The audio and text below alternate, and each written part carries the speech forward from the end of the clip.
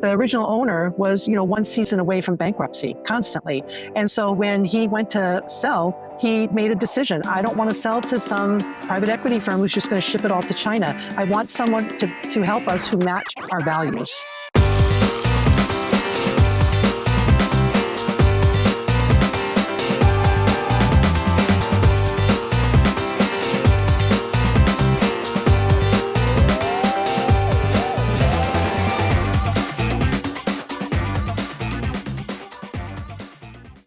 Welcome to this episode of the Industrial Growth Institute podcast. I'm Ed Marsh, your host, and today I'm joined by Dianna Huff. I have followed Dianna for a long time for her industrial marketing and web design insights, but lately she's really focused on a campaign to buy American, and that's led to some interesting threads and conversations we're going to dig into today. In fact, we're going to have an uninformed debate on the role of private equity in challenges and opportunities American companies face, and I'll tell you up front, neither Dianna nor I are in that space, but we observe it from the outside. And so we're going to kind of pull on that thread and have that conversation. She is the president of Huff Industrial Marketing and has a rich background in all aspects of manufacturing and industrial marketing communications. She started her career actually in California, running a boat show for the Northern California Marine Association. And then she had a lengthy career in operations that kind of morphed into marketing, followed by a cross-country move that we'll probably hear more about. But if we were going to define her passion is working with smaller American manufacturers. She loves making a difference in the lives of the people, the company owners, the company workers, the communities. And her vision is to keep manufacturing jobs stateside, or perhaps, as we'll talk about, maybe even bring more of them back stateside. She's been buying Made in USA herself, really focused on it since 2015. We're probably going to touch some third rails in this conversation. We may make some of you angry. Some may completely agree. Some may cheer for it. Either way, please comment on the episode so we can have a conversation about it, because these are important topics. And be sure to like and share and subscribe too. So Dianna, thank you. Welcome. And thanks for taking time to chat with me. Oh, my pleasure. Thank you. And just so you know, made in USA, and my trousers are made in USA, and my socks. All right. Well, we're going to, I guess the computer that we're talking on probably isn't, but we'll talk more about all this. All right. So we're obviously going to jump into the topics of Made in America. We're going to talk about private equity, but we need some context first. So help us understand who Dianna is. You started with a master's in English. What drew you to that? I have a master's degree. I always laugh. 18th and 19th century British literature written by women, like Jane Austen. Right. I actually was working toward becoming a high school English teacher, and for various reasons, I didn't make it in. They only allowed 2 people into the program. So once I received that notice, then I said, well, I'm going to go get my PhD. And then realized that's not really what I want to do either. So I went to career counseling. And after, 3 or 4 months, they make you take all these tests and everything. And she said, there's a word for people like you. It's called marketing communications. So I was working at Precision Technical Sewing. It had been there 7 years. I was the office manager, and I put together a portfolio and I talked my way into a job at Varian Associates. So that's what started me in marketing. But if I'm kind of reading between the lines correctly about your time at Technical Sewing, you actually started doing marketing there. You might not have known that's what it was called. I was doing marketing there. That's why the career counselor, she kept asking me about all this stuff I was doing, and I was running the front office. I was doing everything, payroll. Right. People would come in off the street, pick up, because the owner was also a sailor, and we repaired sails. So every Friday there was this influx of people picking up their repaired sails, and I was shipping things out to and this was in the Silicon Valley. We were right. I could walk down the street and there was Sun Microsystems. So Right. we were, and Silicon Graphics before Google was there. And so I was shipping out all these industrial sewn products all over the place. I was doing everything, but also I kept asking, can I do this? Can I do this? Can I do this? And I was attending Chamber of Commerce meetings and doing press releases, even though I didn't know how, and writing articles for the trade publication. And I did not know what I was doing, but I was doing it. Right. Well, when I got out of the Army, they had me take a lot of those tests as well. And in the end, they told me I needed to either be a florist or a shepherd. So I don't know, maybe certainly my life would have turned out differently if I'd followed that advice. I'm not sure it would Yes. have been better. And so it was natural. You're in Silicon Valley. You formally go into marketing, and so you go into tech. Yes. Yep. Um, A life science. So I supported 2 factories, analytical instruments and nuclear magnetic resonance. okay. Yes. And so very technical topics. Yes. Was not your background or probably your natural approach. How did you find yourself in that environment where people believe that marketing was telling the story of the bits and bytes? I don't know if I approached it that way. It was more, I was in marketing communications. I was at the bottom. I had to learn everything because I didn't know anything. I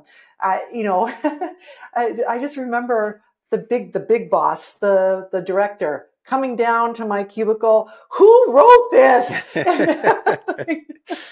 Because it wasn't corporate speak, or why? Yes. And so she was very nice. She sat down. I mean, I learned so much from her, how to write press releases, how to find the hook, Right. a lot about writing, like how to even before that guy who wrote, Steve Krug, who wrote that book about websites, and he had that chapter, omit needless words, and he crossed out needless.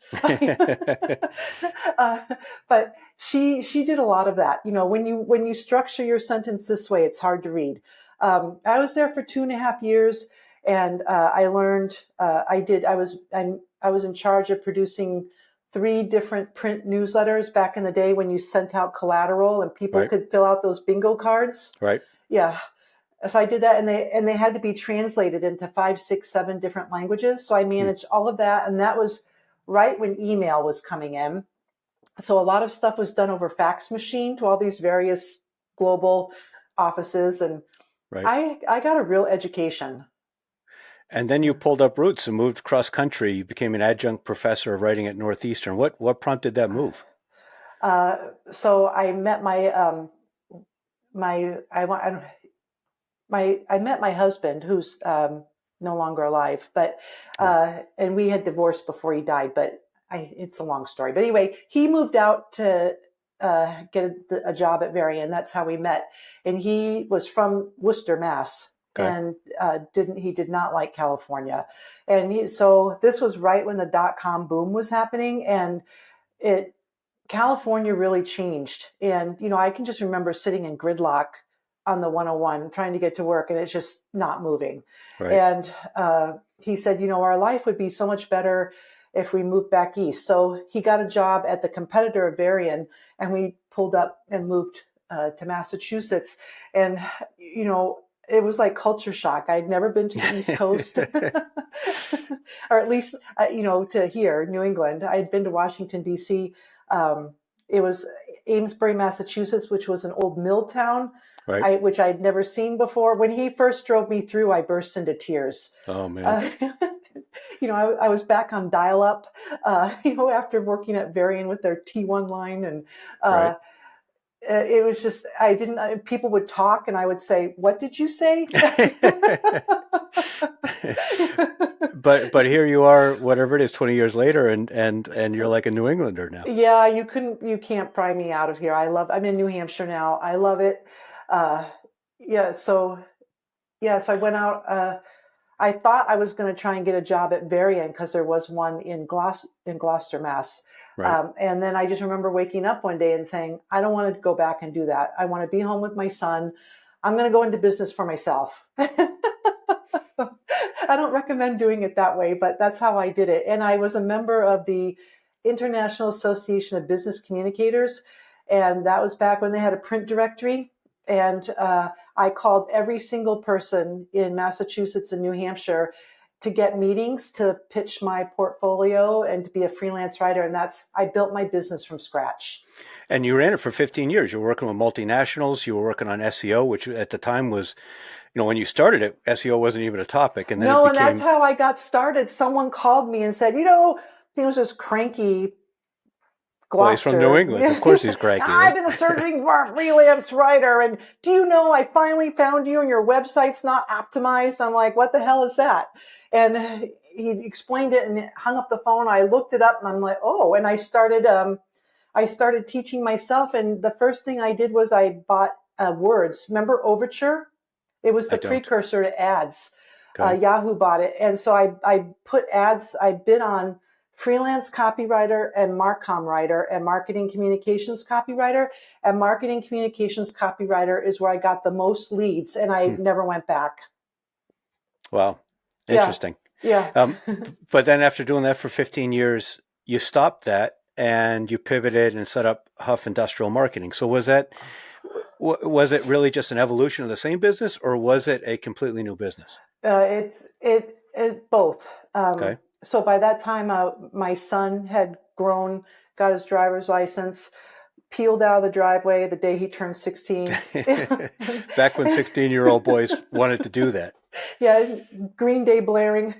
Right. And and I came back. I just remember thinking, well, now what do I do? Because my whole life was schlepping him back and forth all over the place and trying to squeeze in work. And by that time, I was really burned out. I had ghostwritten 3 books. I was doing Wow. all this work for all these companies. And I remember reading the book Essentialism by Greg McHugh. I think that's his last name.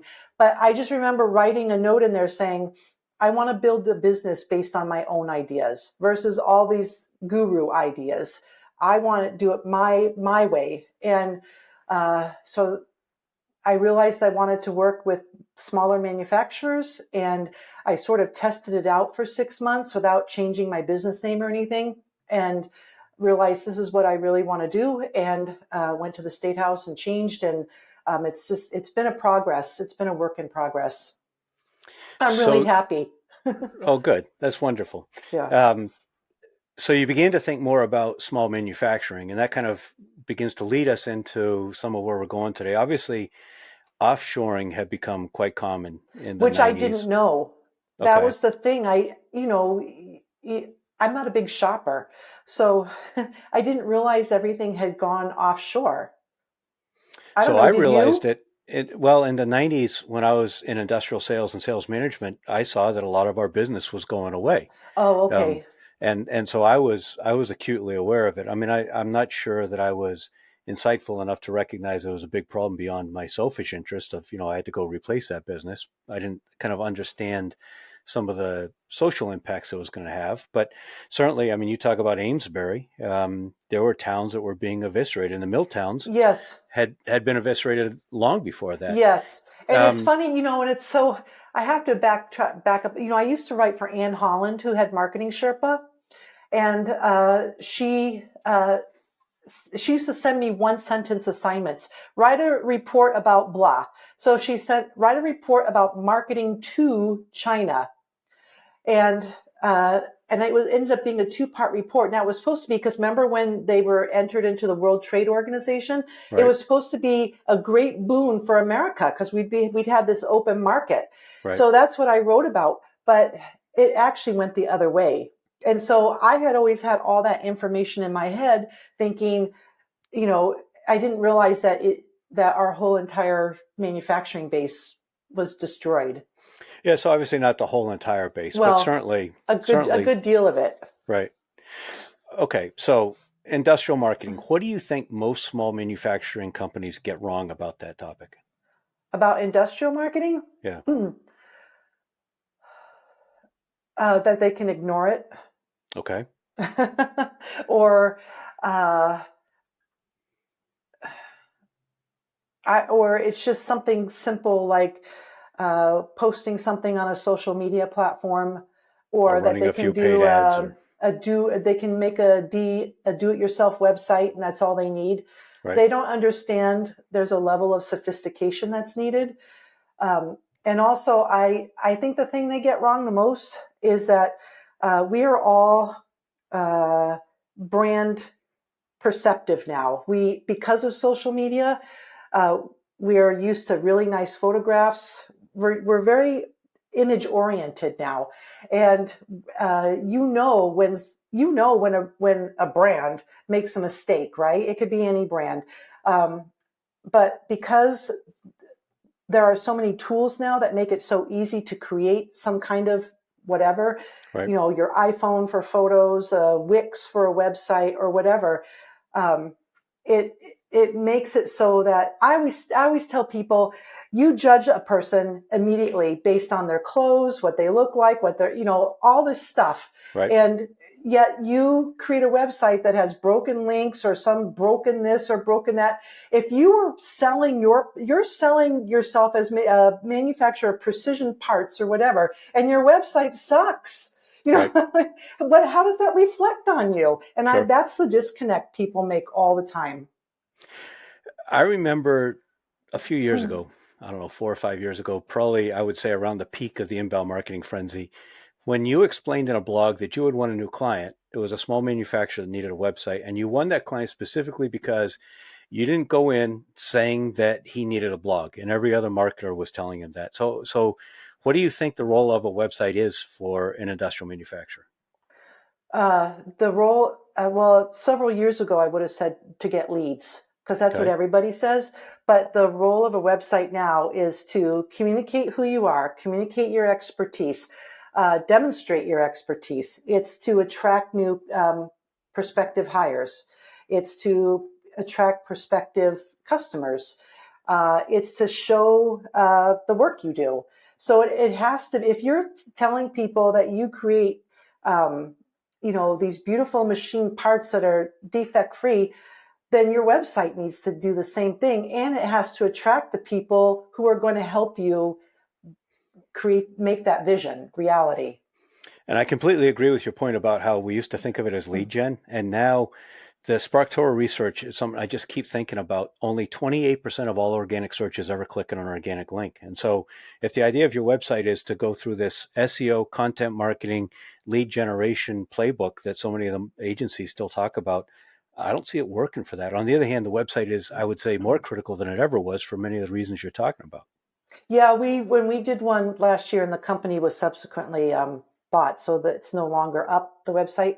But a week after we posted it, he hired his first guy. He said, he said, we never had this much traction on our job applications before.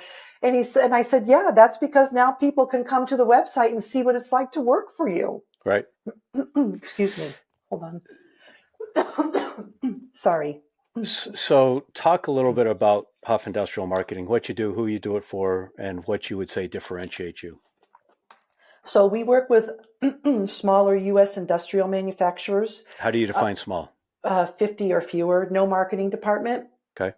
They can have 50, 55, 60, but generally no marketing department, or a one-person marketing department, which is Well, that's true of generally many of them up to $200 million. oh, it's usually the sales and marketing director, right? Right. who's wearing all the hats. Right. So we work with them, and we specialize in building custom build websites, meaning we do the whole thing custom, from the strategy, positioning, writing the copy, the design. We don't do any web builders, anything like that. Everything's custom. And then we do follow-on custom marketing programs. And by custom, I mean, we don't do prepackaged, meaning, so we base it on what's your budget, what are your goals, what's already working if you're doing anything at all. And then we can build out. So we can do it in phases. Like we can just let's just start with Google Ads and get a sense of what people are coming to the website for. And then, okay, now let's start building out some content. And, so we do it slowly. And all industrial manufacturing. Yes. When Andrew Davis first introduced us, I'm guessing that's probably 7 or 8 or maybe 10 years ago, you were actually publishing a monthly magazine, Manufacturing Marketing. How did that get started? Oh, because when I started Huff Industrial Marketing, I did the thing that seemed natural to me. I started pitching article ideas to all these trade publications, and no one wanted them. Because, they want process improvements. They don't want marketing advice. And so I said, okay, expletive, I'm going to do it myself. And so I asked my designer, Rachel Cunliffe, you want to do this magazine with me? And so that was how it started. Was there a Again, physical another print spur of the edition? moment. What? Was there a physical print edition, or was it only We digital? talked about it, but doing a magazine is like having it's a whole job. And we talked about selling advertising, but here I am trying to work and build a business, and Rachel has a family, and it was a lot of work. It really Well, was. it's a massive amount of work. What was your peak subscriber count? I think we actually got up to 300 or something like that. Yeah. I mean, you must have asked yourself every month as you were working, We I'm sure, did. 80 hours a week, was it worth it? We did a lot. And I look back at the issues and think, wow, that was really good content. I mean, Right. we worked really hard on it. And Rachel's a fantastic designer. And it was like the more we did it, the better we got. But it just didn't seem to get traction. And so in 22, you stopped it. Yep. But one of the key themes that kind of had emerged from it was this Made in USA. And so you Yes. And it pivoted your started in blog. 2018. Okay. That's when I started. And it's, when I started the whole Made in USA thing, and I remember doing a couple of posts on Twitter, which is where I used to be really active. And I had a couple of people say to me, that's really political. And like, it is. Wow. And so I was really nervous and scared. And so I started posting some things in the magazine, and people would respond to it. They would thank me. And so when we stopped the magazine, we went a couple months, and I said, I miss writing this. And so Rachel does. The reason I love working with Rachel is she is designer to the top food bloggers in the world. So, I mean, like some of the top food bloggers are her. She's amazing. You should go look at her work. Your mouth starts drooling. You're looking at all these food pictures. And so I said, I want to do a blog. Can you help me? And of course she can help me, but she suggested what she called the magazine style blog, which is what her food bloggers do. So that's how we created this blog. Okay, but back to 2018, what triggered the Made in USA emphasis?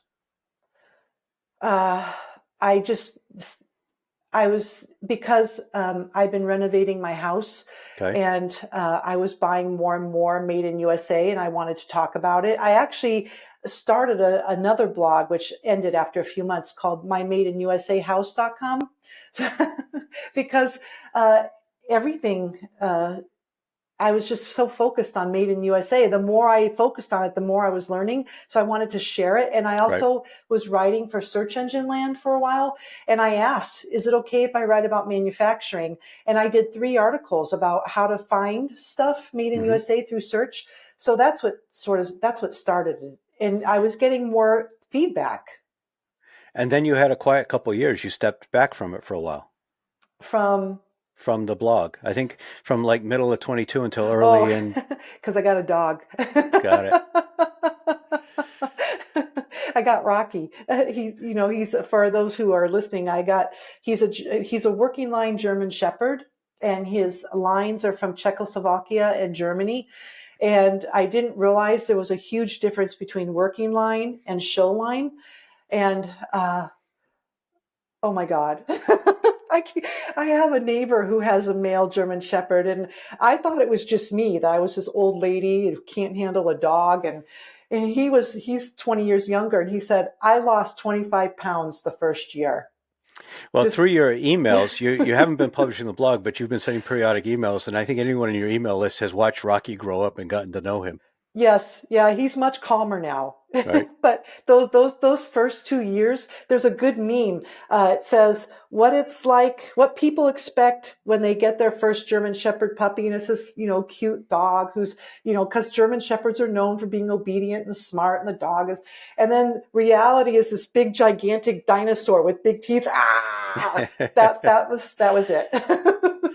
And also you have an interest in birds, and we've shared that interest and exchanged email notes on bird watching technology. You rigged a camera on one of your feeders. Actually, I guess it was spying on some of your phone conversations. You had to take it off. And my neighbors, yeah. And I guess I didn't realize law enforcement, if they know you have a camera, they can ask for your footage. Really? And so, I just had it out back here, but sometimes I'd see the neighbors walking by and then it was recording my phone conversations when the window was open. So I took it down.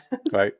Um, there's this cool device I sponsored on Kickstarter. It took them a couple of years, and they finally came out with it. It's called Terra, which is basically a microphone that sits outside in the backyard, and it connects, I think, to the Cornell Merlin database, and it Yeah. listens to the songs and uses AI to figure out what birds are in your yard. That's kind of cool. Oh, cool. My Wild Birds Unlimited, they have that Cornell, they have a video running. Right. They have a monitor up on the wall and you can watch those birds. That's Right. amazing. So, kind of New England, we've got this spirit of individualism. We've got these empty mill towns that are part of our legacy, and Yes. I assume that has fostered some of your focus on it. Yeah, I mean, you've in your blog recently you featured companies doing cookware and blue jeans and socks and flannel shirts and mailboxes and bike bags and olive oil and more. And most of it comes from this first person experience you have where you go to the store to try to find something in this journey that you go on trying to actually find something made in the USA. Yes. Yes, that's it's all personal experience. Yep, and that's why I make a real emphasis on I'm not paid. I'm not a paid influencer. I don't do affiliate links. The blog is my way of giving back to manufacturing to support as a way to support my clients, and also because now it's just fun, Right. And I don't accept free products. Although if someone wants to give me, friends and family a slight discount, I'll accept that, but I Right. don't accept free products or anything. And yeah, I mean, and I make mistakes. I think I posted one about the dish towels. Did you see that one? I don't Where, recall it. oh, so I'm at the farmer's market and someone is selling dish towels and I'm looking all over like, where is it made? And she said, what are you looking for? I said, I want to know where it's made. And she said, okay, hold on. And she said, oh, it's made in California. And I said, really?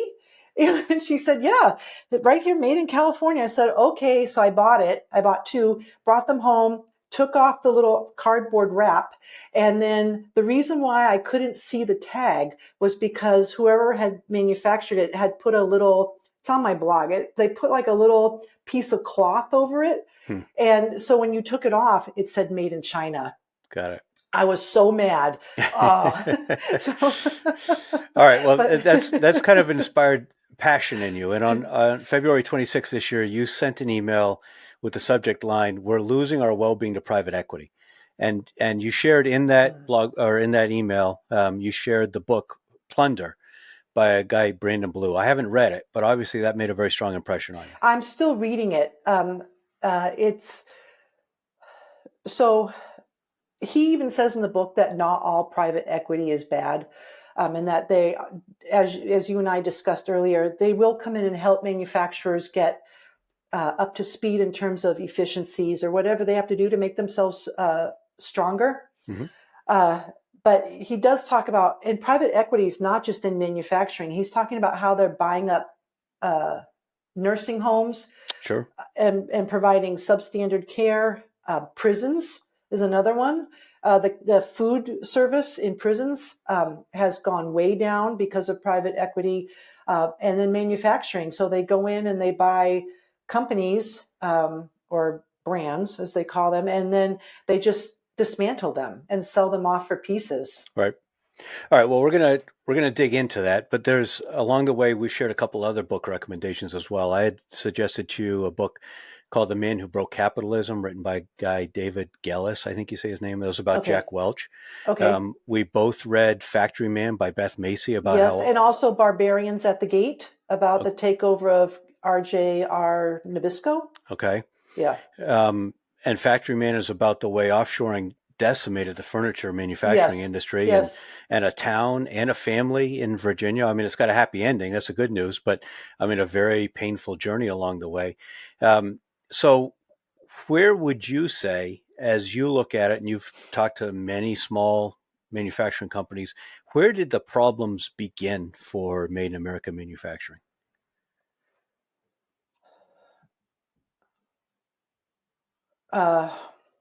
I would say, I mean, I'm not an expert. I mean, we already establish Yeah, that. I mean, that's clear. We'll say it again. Neither of us are. This is just kind of personal opinion and reflection. I would say the focus on profits, you can because, here in America, you have to pay labor, workman's comp. There's all the regulations. There, all the stuff that adds to the cost of producing goods. So if you ship them overseas, if you ship manufacturing overseas, a lot of those regulations don't exist.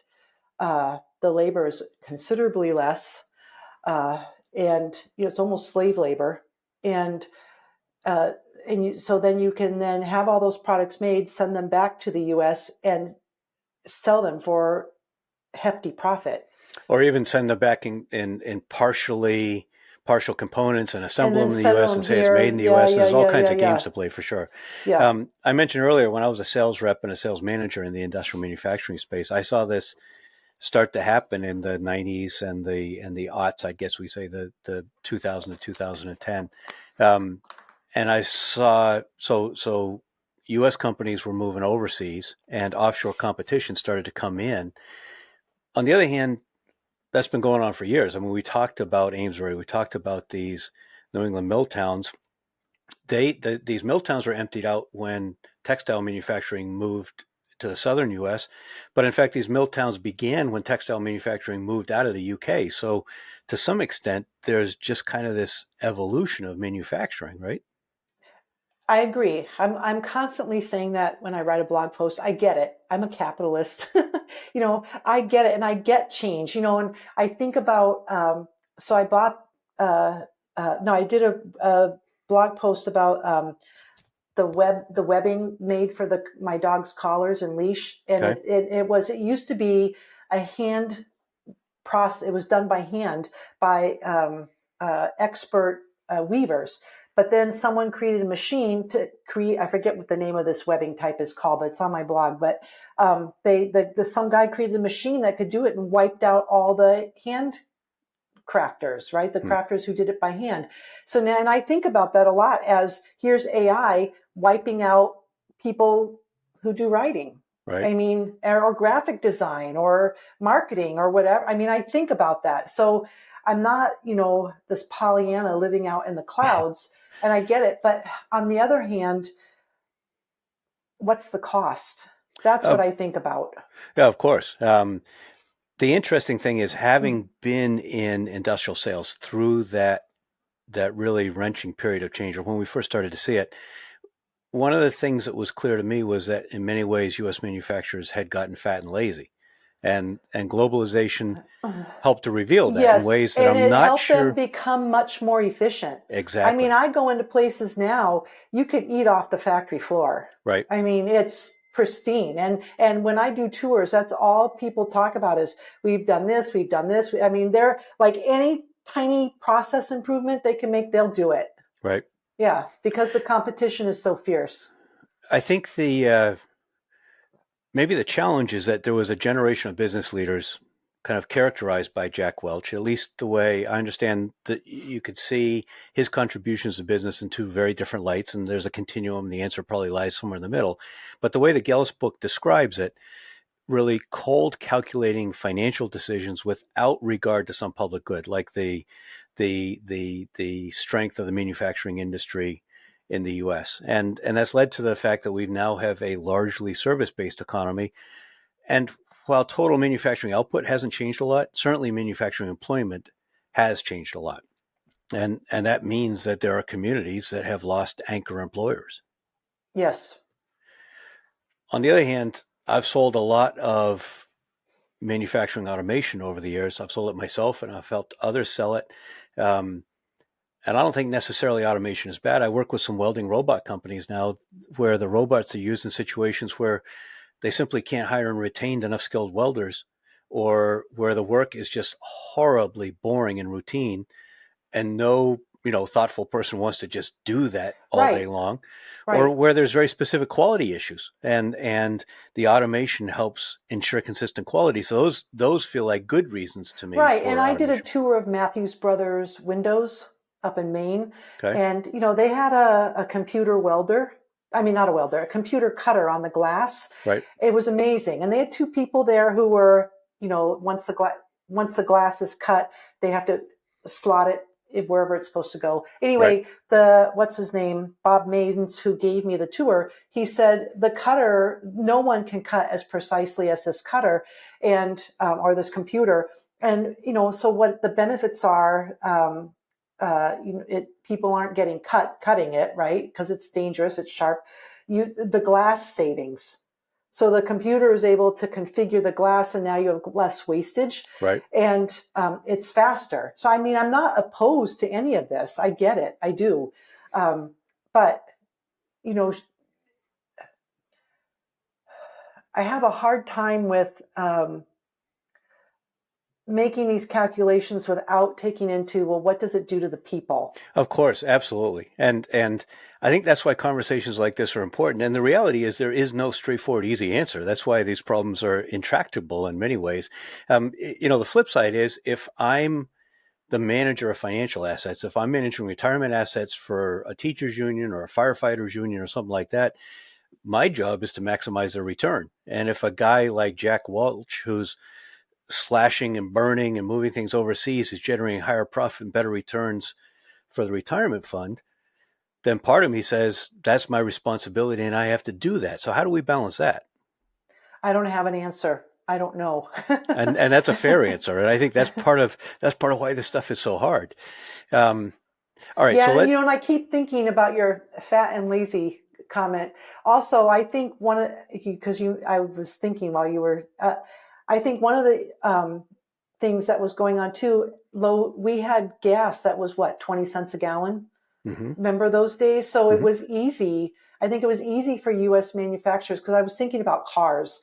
Remember the big, the big 4-door Buicks and, Right. and Europe had much more efficient cars. And then all of a sudden our gas crisis hit. And I think that's what really showed up our inefficiencies, because we were reliant on cheap energy, which is it's not bad. It's just there was no incentive to be more efficient. Does that make sense? Yeah, absolutely. But of course, then there's always this interesting angle of creative destruction, because then that was a wrenching wake up call.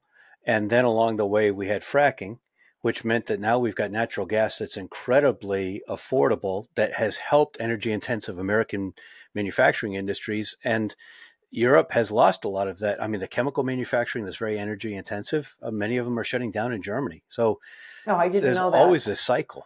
Right. You're absolutely right. So private equity, I guess you said in his book, he said it's not all bad, but I think let's dive more into this. It's a fascinating topic. And again, for the record, neither of us are finance folks, and we may hold positions that are uninformed. That being said, I think we're both completely genuine and good intentioned about this. And so as we dive into it, it feels to me as a baseline, maybe a place to agree, is that certainly many buyouts have shut down American manufacturing and shifted it overseas.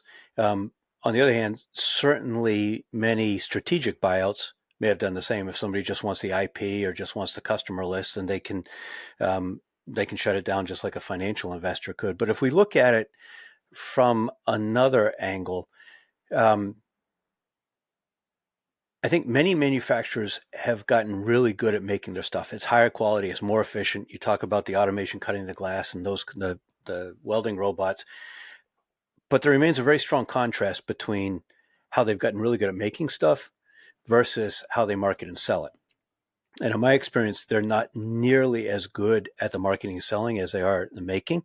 And if they don't market well and they don't sell well, then they may sell at a lower margin in reaction to imports that they think are challenging them. Their sales teams may not be effective in today's markets, and as a consequence, then they're potentially they're financially vulnerable. If there's a downturn, if they're underperforming, that financial weakness during a down cycle or right, whatever. Because marketing is something that has to be done consistently, and you can't just start it and expect results after 2 or 3 months if you're having a bad period. It's what pulls you through the bad period if you've been consistent about it. I would argue that sales is right there with it. I understand your background, your emphasis on marketing. I think the two absolutely fit hand in hand. I think it's an Yes. integrated system. Yes. So there's a choice then. I mean, if a company finds itself kind of in a downward spiral, they can just continue that way. They can liquidate, Mm. they can file bankruptcy, or they can sell. And I don't know that there's a single best option. I mean, for the owners that have invested their lives and their entire retirement wealth is tied up in the business, there's one set of considerations. For the workers, there's another. For the community, there's another. How do we try to figure out in that situation, if a company hasn't been marketing and selling well, if they're financially vulnerable, and if they're in a tough situation, how can we decide what's the right path forward?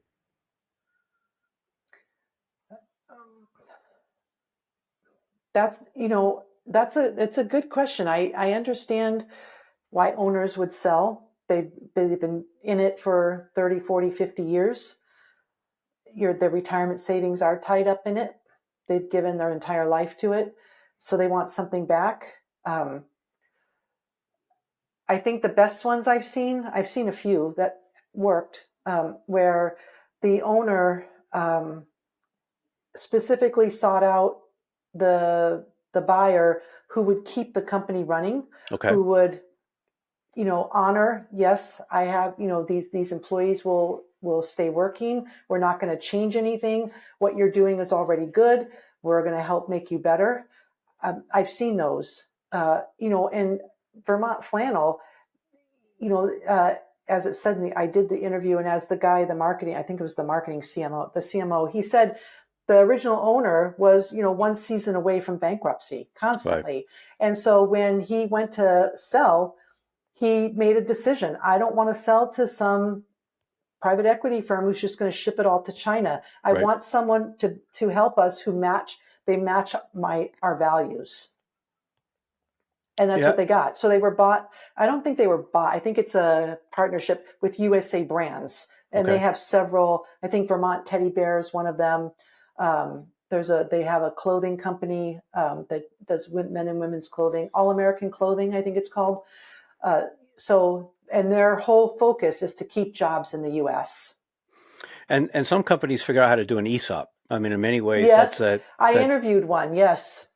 Talk about that a little bit. How did they decide to do that? I forget what it stands. Employee stock ownership program. Stock. Yeah. So the employees become owners of the company. It takes a year, I think, to set it up, and and then there's a board. I think there's a board of directors made up of certain employees, and they're now in charge of running the company, and then they get the profits.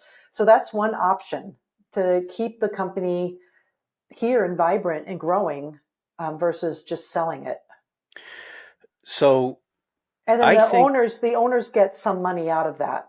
Oh yeah, of course. The owners sell the business. They sell the business to the employees. To the employees. And there's a way to make that transaction happen. Yes. I think that financial vulnerability is the thread that probably goes through a lot of this. Certainly there's some boomers that want to retire that may be very profitable, but in many cases, these manufacturing companies have been running close to the edge. Mm-hmm. And there's this vulnerability and something happens and they have to figure out, in many cases, they have to sell because they don't want to just liquidate, and selling is the only option. And so to the extent, I would argue that to the extent that private equity comes in, provides an infusion of cash, brings some outside best practices, provides some stability, provides the imprimatur of creditworthiness so that their credit relationships are not constantly in jeopardy. They're not talking about having their credit line called or whatever the case may be. The private equity may actually serve a purpose of preventing businesses from shutting down that might otherwise shut down. Yes, I agree with that.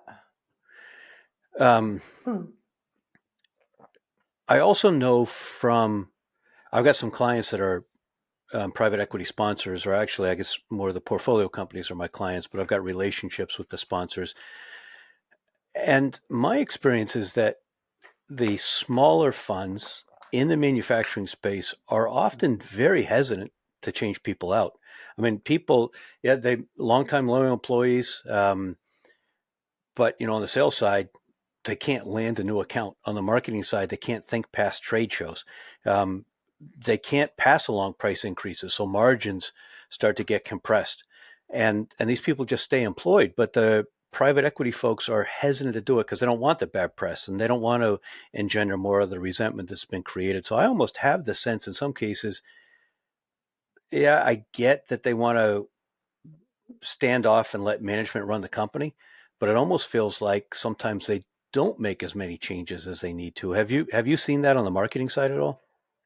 I don't have that much experience with the types of companies you're working with, Got it. and uh, I've only seen a few. I've talked to I have a client that I write for, and I have interviewed some people, some companies that have been bought by much larger companies. Right.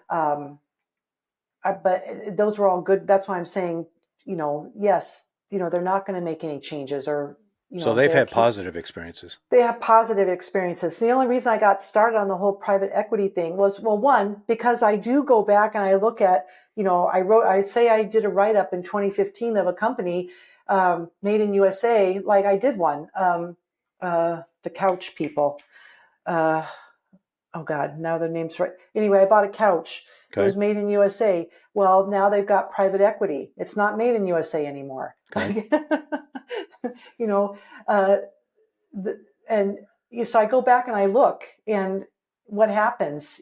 So the Right. private equity comes in. That's what my experience is, and that's where I got started on the Pyrex one, which is, I think, Corel what Brands. caught your attention was because they're closing down the factory, which was 132 years old, where they Right. made glass.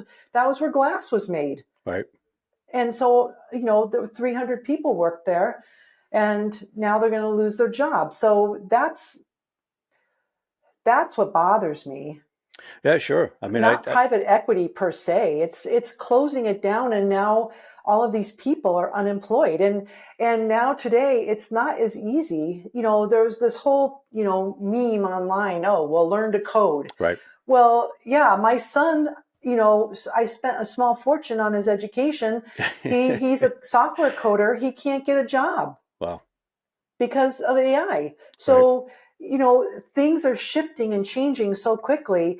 And, to tell people to take away a person's livelihood, and then just, well, go get retrained. Well, where? Doing what? You just closed down the factory. Yeah, and then there's understandable depression, and then there's, in many cases, the opioid addictions that follow behind it in the communities. I know, that's what bothers me. So if you go driving and you go to, towns where the employee, the manufacturing firm is now gone. Right. I mean, people, well, I think what bothers me, and this is why I don't get into this because now it does get political. What bothers me is people don't connect the dots. So Right. you lose your manufacturing base, then you start having crime and drugs and hopelessness and mental Right. despair and Right. suicide rates. That's why I focus on jobs, Right. because that's But more where, than just jobs, you focus on manufacturing jobs, and yes, I agree that I think there's something uniquely virtuous and fulfilling about manufacturing jobs as opposed to service jobs. yes, I think that yes, the essence of the country in many ways can be defined by what we actually make, what we yes, leave behind to define ourselves. I agree. And, and I grew up working class. I know what it's like to, you know, not have a job, Right. to be in a household where the breadwinner doesn't have a job, Right. or, you know, my mother was on welfare. That there's shame in that. And that's why I focus on, I work to stay positive, but manufacturing is really important because it provides stability. Right. Absolutely. That's a great way to define it. I'm surprised that with your clients in the machine shop space, that you haven't seen them getting bought up, because there's been massive consolidations and roll ups Yes. of machine shops. Well, like I said, I just lost one. They got bought up. Got it. Yeah. Is he So still with that business? yes. So it'll be interesting for you to stay in touch and Yes, see I know. kind of what his journey is like. Yes. Maybe that's when he's comfortable telling the story. Maybe that's a great blog post for you to write about life after or life under private equity and the changes, the uncomfortable ones, the good ones, kind of a retrospective. Yeah. Um, Yeah. I do absolutely have a bone to pick with private equity, and that's around inflation. And this is not a manufacturing story, but in many cases, the goal is to increase margin. And in many cases, in the manufacturing space, particularly, they haven't successfully maintained margin. They keep letting it erode. But when private equity buys, that's part of their game plan. It can drive up prices. I had a situation with Mosquito Squad, who I'd used for 10 years to make my life livable in the summer. And it had been consistently good and effective. And I got a renewal notice this year, and they said no price increase. So I called to confirm. They said no price increase. So I renewed. And 3 minutes later, I get the notification on my phone that the charge came through on my credit card is 40% more than I paid. And so I called back and Whoa. said, "Hey, come on, what's going on?" And I get this really long answer about, they got bought by a PE backed holding company called Authority Brands, and prices were increased in 24, but because I'd renewed at the end of 23, I had the old price. So actually the 40% wasn't an increase. It was just the current price. I mean, I was shaking my head. Like only an MBA could think that was some kind of a rational justification for it. Right. So Yeah, the I, same thing happened to my gutter, the gutter cleaning company. I had a right. really nice one, no problem. And then all of a sudden they got bought, and these people were stalking me, texting me, trying to upsell me. And I had to block them and say, leave me alone. I'm Right. not giving you any more money. They were scaring me. Yeah, home services is like the big area now. The plumbers, the high vac Yep. contractors, the roofers, and I guess gutter cleaning and mosquito spray and who knows what else though. Probably rodent control or pest Yes. control. Um, so I would say if we were to reframe the conversation, the real question may be not so much whether private equity is bad as much as two other points. First, are American manufacturers good enough at marketing and selling so they can compete against imports and grow consistently and sell profitably to keep their business strong? I would say that's question number one. And then question number two, when companies are purchased, what's the obligation to employees and to communities and to financial stakeholders? And how much responsibility do owners have to make sure that they're selling not just a financially expedient acquirer, but somebody that's going to honor that legacy and local commitment?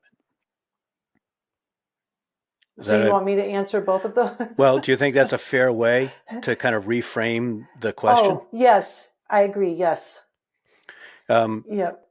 and so, if we agree on that, then I would say that brings us back to this shared common interest that manufacturers have to learn to market and sell with the same attention to detail, the same process engineering, the same continuous improvement mindset that they do in the back end of their operation, the stuff that they make. Yes, I They got to agree. do that front end. Yes. So, Yes, those, what are the oh, go barriers ahead. to that? To marketing, To marketing and selling as thoughtfully and rigorously as they make stuff. lack of time, lack Okay. of knowledge. I would say that people, small business owners, they don't understand what can be achieved through marketing because they've never done it. So they don't know what they don't know. Okay. So one of the things that I do, so as part of Huff Industrial Marketing, one of my bigger achievements that I'm really proud of was, everyone is focused on leads. So now my clients who do ongoing marketing with us, they get what I call the weekly conversion report. And it's a spreadsheet, all nicely formatted, and it explains exactly where their RFQs came from, what channel, and that we look at email clicks. I mean, I can say you got this email click from this plate, because it's an event, and then phone calls, whatever else they're e-commerce, and they get a report every week, and they know, oh, we got 10 leads or 10 lead conversions. We call them conversions because, not all of them are leads, Mm-hmm. but now they have something they can work with. And we started doing this in 2021, 22.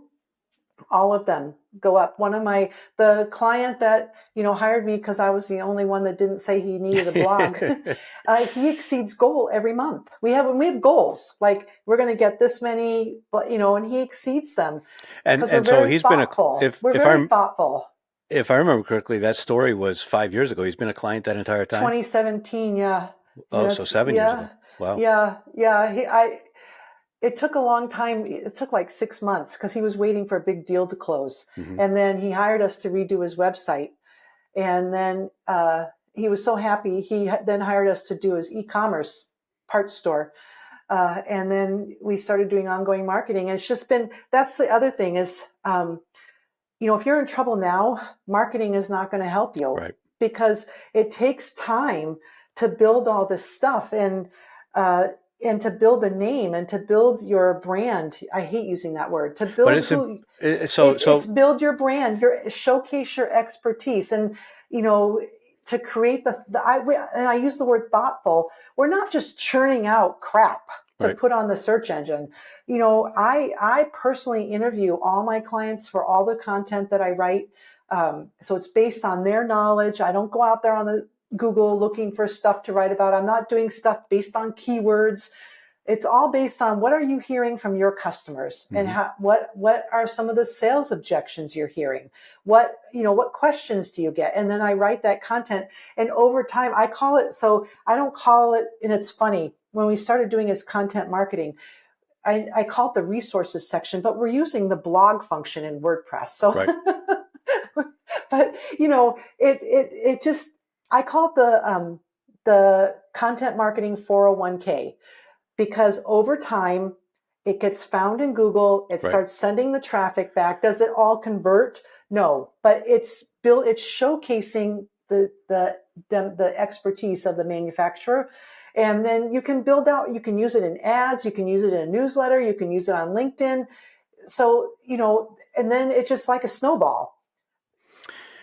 Given the change in behaviors and the rapid decline or erosion in organic search effectiveness, I like the way you're thinking about it, that it's for kind of the authority, the credibility. You're saying brand. Increasingly, I'm saying companies need to cultivate trust. I think it's a little bit different than trust. brand. Yeah, I've been really focused on that one too, and thinking it through a lot. Like, how do you build and maintain trust? Right. And it doesn't happen overnight.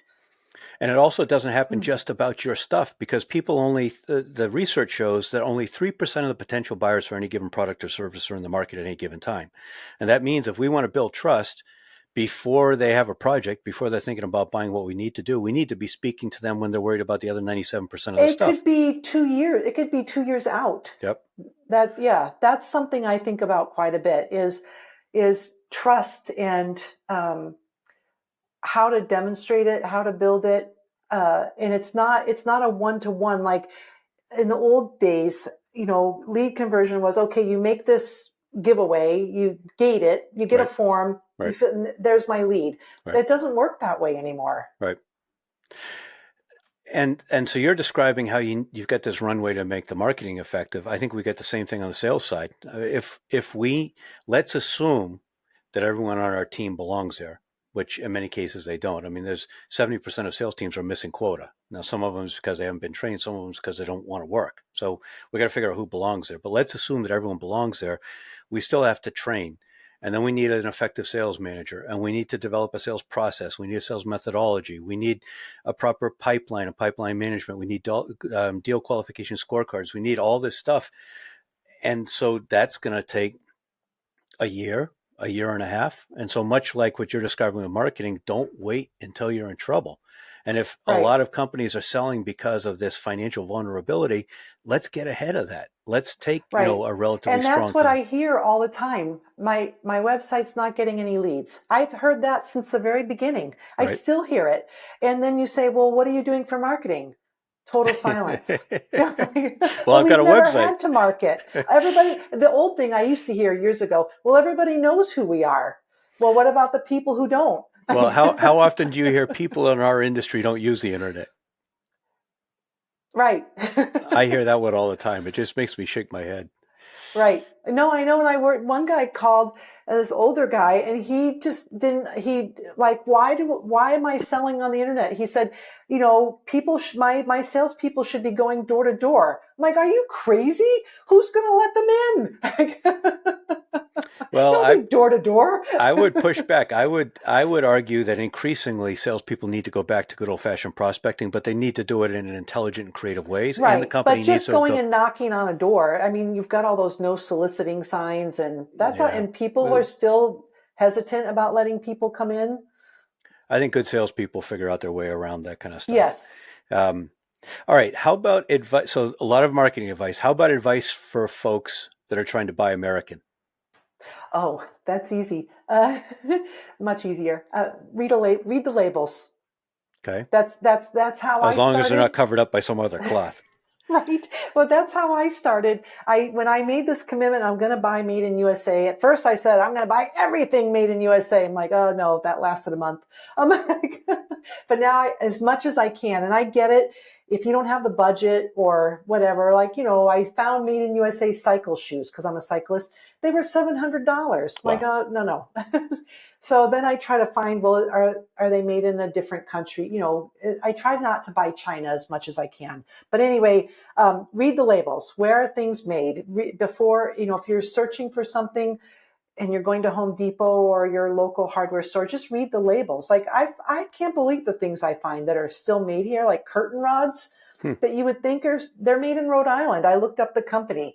So read labels, and then if you can, if you're do research online. If you have the time to wait for something, like my rake broke, my rake for raking leaves. And so I could have just run over to Home Depot to get a new one. But instead I did research online, and I found this small company, Bully Tools, that make rakes and other things. And so I got a rake made in the USA. That's what I do. Yeah, I think I'm not as committed to it as you are, but I have had some experiences during COVID. I decided I was going to put a flagpole up in my yard, and it felt particularly hypocritical to have an imported flagpole flying the Right. American flag. And so, Right. so I spent time working on that. I think I probably paid about 20% more. Yeah, Um, you so do. I mean, not for everything, but right, yeah, it is. And I say that the benefits of buying made in USA is you buy less stuff because now fair, you're not impulse buying. Like I never go to Target, not Target, TJ Maxx. I right. never buy stuff there anymore. So you save money and you have less clutter and less crap to put in the landfill. And what do you recommend as resources? If people want to kind of make this part of their lifestyle, they can obviously read your blog. Where else would you send them? There's also the Alliance for American Manufacturing. Okay, There are all kinds of lists online, people who have directories. I thought about doing a directory of made in USA items, but they're really hard to maintain and keep up to date right, because of companies selling or moving overseas, or, you know, they're hard. So I right. just said, I'm just going to do my blog. And so I really love telling companies stories when I can get those interviews. And so, how do people that have enjoyed this connect with you? Oh, you can go to my blog, keepitmadeusa.com. Uh, you can sign up for the newsletter. It comes out twice a month. And you can also follow me on LinkedIn. Okay, and I'll put those links in the show notes below this. And your business website is what is it? Huffindustrial.com. Huffindustrialmarketing.com. Okay, The blog and the website they're both on the same. So you could go to either one and you'll find the blog. okay, all right. Um, and for resources, so that's resources for Buy American. How about resources for industrial marketing? Places that you can point people that want to gradually learn more about that. Oh, I read Search Engine Land. I really like SparkToro. Hmm. It's not so much industrial marketing. Uh, not too many people focus on it. Right. LinkedIn is good. I mean, there are some people on there. Um, Not many people focus on industrial marketing. And then another topic we've touched on, how about birding? You spent a lot of time at your Wild Birds Unlimited. Where do you turn for other bird information? Uh, that's the only one. Really? I just watch the birds outside my window. But you don't record them And then anymore. if I have a question, I go talk to Mike at my wild birds. And I did ask him, I told him your comment about how your store has lots of made in China stuff. Yep. And he agreed. He wanted to know who it was. So you can tell me after.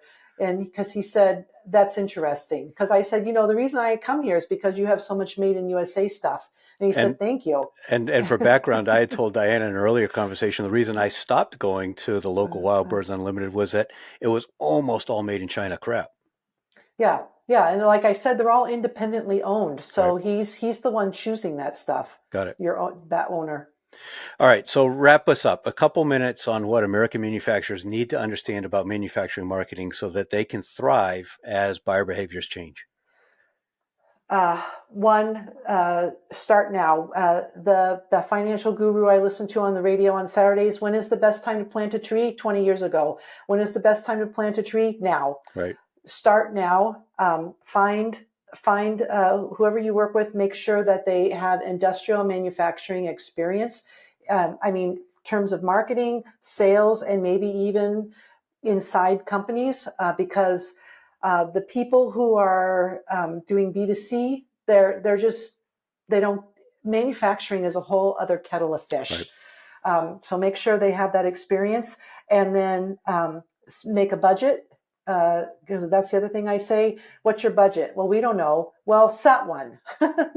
And then we can work with that. So make a budget, and then be consistent.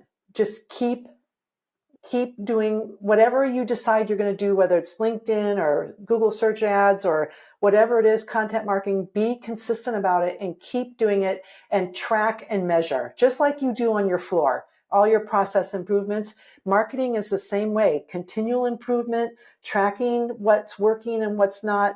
Like with one client, we focused on how to improve RFQs for 2 years. I can't tell you how many infinitesimal tweaks we made to that website. And, they just started, going up. And that's the way it works, exactly the same way in manufacturing.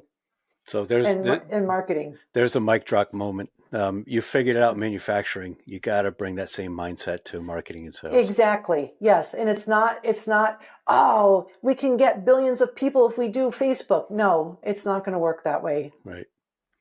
Well, thank you so much, Dianna. I know that you weren't sure about undertaking this conversation. I'm grateful that you did. I think it's been a really good conversation, a lot of insights. And you're very intelligent. Thank you. Well, that's nice of you to say. This was a very intelligent conversation. Thanks for your willingness to go out on a limb and try it. It's an important topic, and there is no right answer. There's good people, there's schmucks across, the entire spectrum, and so it's worth talking about. Yes, I agree. Thank you.